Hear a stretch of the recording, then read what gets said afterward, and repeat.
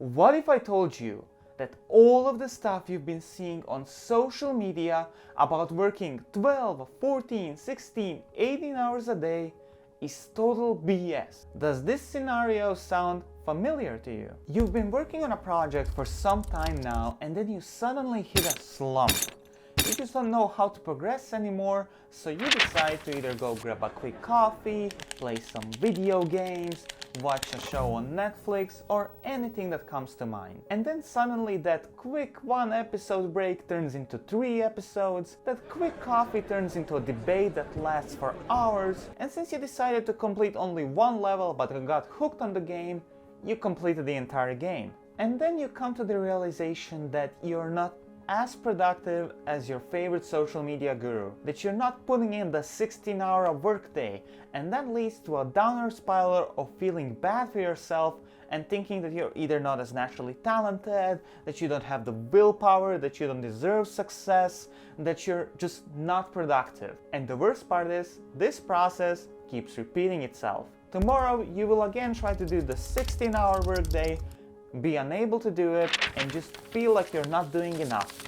But deep down in your core, you do understand that you should both be able to be productive and be happy and have your off time at the same time. And I know how you feel, because I used to feel this overwhelming pressure of not achieving enough, of not doing enough every single day. Especially when I saw some of my favorite influencers claiming they work 18 hours a day while also making time for their family, for 8 hours of sleep, for the gym and everything else in between. And according to my math, that just isn't possible within the 24 hours we each have every single day. And I'm not trying to offend anybody. If anyone finds themselves in this description, please feel free to elaborate on what you say in the comments below. And the worst part about it is that it feels if you don't work as hard as they do, putting in the 16, 18 hours a day, that you're just not gonna be as successful as they are and be able to travel the world, maybe even go to space, woo! Learn a new language, or get that promotion at work, whatever your aspirations might be. And let me tell you, that simply isn't true. According to a research study done by a Stanford professor called John Pencavel, I'm so sorry if I'm butchering that name, after 50 hours of work a week, productivity drops drastically. And after 55 hours of work per week, productivity drops so much that putting in any extra hours is basically meaningless. So if you were to work 16 hours a day, you would already be over the limit by day 4. And that's not including any of the psychological and physical damage working 16 hours a day would do to your body. So how do you go about being productive without working yourself to death?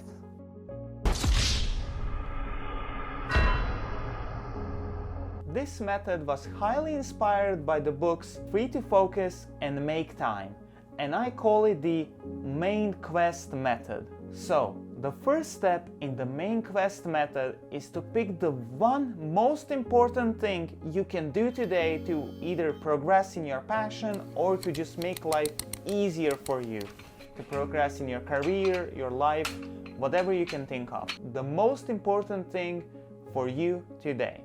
And call it the main quest. And just like in video games, once you complete a main quest, the quality of your life advances to the next level. Now, in video games, as you keep completing quests, the changes tend to be really drastic, really fast. But if you complete one main quest every single day for a year, you're gonna see massive differences in the quality of the life you're living. For example, for me, the main quest today is to upload a new YouTube video, because it's a part of a bigger goal I have of uploading a new video every single week. And this is how you should structure your main quests as well. Take them from your goals. What's your biggest goal and most important goal right now? It might be to become a professional artist. It might be to get really good at basketball. It might be to learn a new language. Whatever it is, this is the most important and the biggest thing in your life right now. And from that goal, pull main quests daily, which will help you over time to accomplish that goal. Secondly, I want you to add 2 side quests.